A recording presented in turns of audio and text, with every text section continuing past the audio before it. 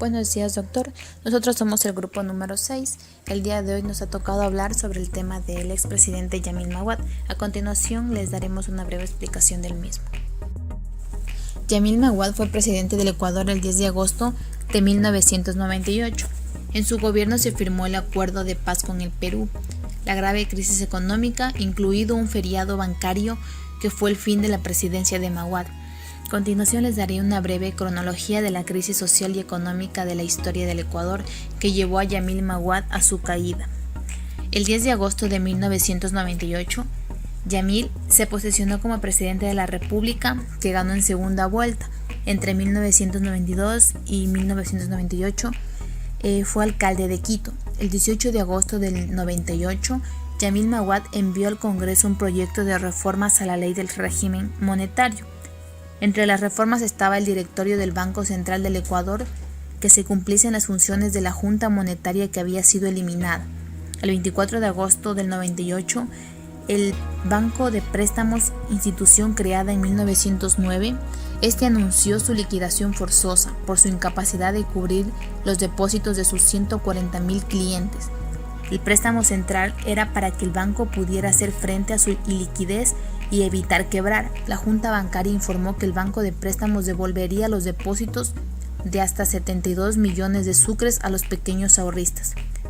El 1 de septiembre del mismo año, el sucre se devaluó en un 15%. El precio de la gasolina se elevó al 71%. El 14 de septiembre se incrementó el precio del gas licuado, que era de 4.900, pasó a 25.000 sucres. El 1 de diciembre del 98, Filambanco había recibido 2 préstamos por parte del Banco Central del Ecuador para enfrentar la iliquidez, dinero invertido por los dueños del banco, que eran los hermanos Roberto y William Isaías. Por este problema, Filambanco pasó a ser manejado por la Superintendencia de Bancos, a manos del Estado. El economista Diego Borja dijo que el Estado asumió las deudas que el banco tenía con los clientes. A partir de ese momento le correspondía al Estado pagar las deudas de la banca quebrada a sus clientes y a la vez cobrar las deudas que los clientes pudieran haber tenido con el banco. El 2 de diciembre del 98, Maguad aseguró que no había feriado bancario. Dijo que el gobierno jamás incautaría y confiscaría las cuentas de nadie, pero en ese momento la crisis económica ya había explotado. El 8 de marzo de 1999, la Superintendencia de Bancos anunció el feriado. En julio de 1999, Fernando Azpiazu fue sentenciado a 8 años de prisión por peculado. Agosto de 1999 hubo un alza del precio de los combustibles como resultado de la caída del precio del petróleo. El 24 de diciembre de 1999, el Tribunal Constitucional, presidido por René de la Torre, declaró inconstitucional el decreto de Maguad que congelaba las cuentas. Por ende, en el año 2000 se descongelaron la totalidad de depósitos monetarios. El 5 de enero del 2000, progresivamente comenzaron protestas masivas en contra del gobierno de Yamil Maguad, encabezadas por el movimiento Frente Popular, liderado por Luis Villasís. El 9 de enero del 2000, el presidente Yamil Maguad anunció que se dolarizaría la economía del país. El 9 de enero del 2000, el dólar pasó de costar 21.000 sucres a 25.000 sucres. Diego Borja explica que el sucre se devaluó en 400% y que los sueldos y pensiones fijas perdieron valor. Una persona que cobraba un sueldo de 100.000 sucres empezó a cobrar $4. Del 10 al 17 de enero del 2000, la Confederación de Nacionalidades Indígenas del Ecuador, CONAIE, entonces precedida por Antonio Vargas, junto a la Coordinadora de Movimientos Sociales, comenzaron una masiva manifestación. Frente a la crisis que estaba viviendo el Ecuador, en diversas provincias se instaló un Parlamento del Pueblo. El 21 de enero del 2000, hubieron masivas protestas impulsadas por la CONAIE.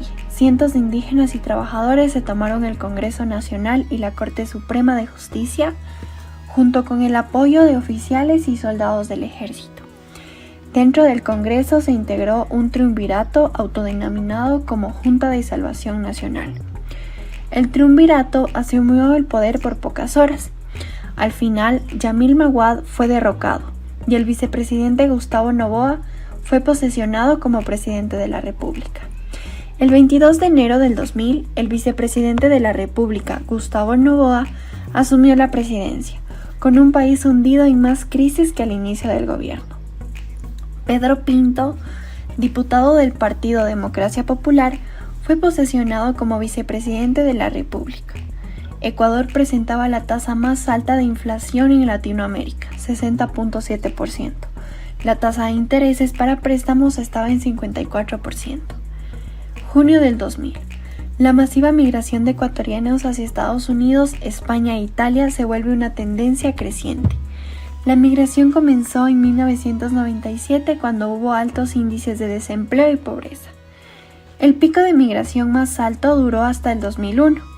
Solo en el primer semestre del 2000 se registró la migración de más de 68.000 habitantes. Tras la crisis del 2000, Maguad huyó a Estados Unidos, donde vive hasta la actualidad. Consecuencias que dejaron las decisiones del expresidente Yamil Maguad en la actualidad o en años posteriores a su derrocamiento. La dolarización en la actualidad. Ecuador vivía entonces la peor crisis económica de su historia. Y el sucre, la moneda ecuatoriana, se depreciaba por día. En solo una semana pasó de 7.000 sucres por dólar a 19.000. Fue una antesala a la dolarización cuyas consecuencias inmediatas para la mayoría de los ecuatorianos fueron devastadoras. El gran descontento llevó a un levantamiento indígena y la fuerte presión social condujo finalmente a la destitución de Maguad el 22 de enero del 2000. Pero a pesar del impacto del momento y de las diferentes opiniones que suscitó, 20 años después, la dolarización es muy popular entre los ecuatorianos. La inesperada pasión por la dolarización. El debate sobre la dolarización es casi inexistente, y es que el sucre representa el recuerdo de la crisis económica y la devaluación constante que arruinó la economía de millones en el país. El dólar, en cambio, representa la estabilidad, una moneda fuerte y manejada desde afuera, y en esto reside la clave de su éxito entre los ecuatorianos. Según la última encuesta que se realizó en el país sobre el tema, que data de 2015, un 85% de los ecuatorianos respondió que respalda la dolarización. Las razones de su popularidad son las siguientes. Primero, reducción de la inflación y crecimiento económico. Antes de la dolarización, según datos del Banco Mundial, la inflación en Ecuador pasó del 22% en 1995 al 96% en el año 2000. 2 años después, ya en una economía dolarizada, la inflación se ubicó por debajo del 10%. El Producto Interno Bruto de Ecuador creció 2,3% en 2000, justo el año en el que la dolarización fue aplicada. Esto representó un cambio sustancial respecto a 1999, cuando el país registró un crecimiento negativo de menos 4%. Pero tras rebasar la crisis de 2000, el crecimiento económico ha tenido altibajos que muestran una economía que aún está lejos del crecimiento sostenido. Pero el crecimiento económico coincidió en un momento dado donde se produjo un incremento de la entrada de dólares hacia el país, producto de las remesas de los migrantes combinado con el aumento del precio del petróleo, que benefició a Ecuador, un país exportador de crudo. 2. Inversión. La dolarización tiene una ventaja, y es que atrae y mantiene la inversión. Para un inversionista es atractivo poner su dinero en un país donde la moneda oficial es una moneda fuerte como el dólar. Ecuador es uno de los destinos preferidos en América Latina y el Caribe para los inversionistas extranjeros. Según el informe de la CEPAL de 2019, Ecuador ocupa el tercer lugar de la lista de los países en los que se ha incrementado la inversión directa extranjera en la región. 3. Credibilidad versus desconfianza. Otra de las razones por las que los ecuatorianos apoyan el dólar parece provenir de la desconfianza hacia las instituciones de ese país. Ecuador tiene un alto nivel de corrupción. El organismo de Transparencia Internacional ubica en el lugar 114 de los 180 países en el ranking de percepción de la corrupción. La dolarización fue una especie de tabla de salvación para una economía a la deriva. La administración de Maguad, además de heredar un país que ya estaba en crisis, exacerbó esa desconfianza hacia la clase política en Ecuador y de su evidente conexión con la élite financiera del país. Su gobierno fue conocido como el gobierno de la banca. Su gabinete estuvo compuesto por varios ministros que eran gerentes de bancos o representantes de ese sector. También trascendió como algunos dueños de bancos financiaron su campaña electoral, y fue precisamente el manejo irresponsable de la banca y de su deuda uno de los factores que provocó el debacle económico que vivió el país en 1999. El lado oscuro. Cuando los depósitos fueron congelados en 1999, en Ecuador todavía contaba con el sucre como moneda. En ese momento, Con 5.000 sucres se compraba $1, pero cuando los ecuatorianos tuvieron nuevamente acceso a sus depósitos, el cambio se había multiplicado por 5.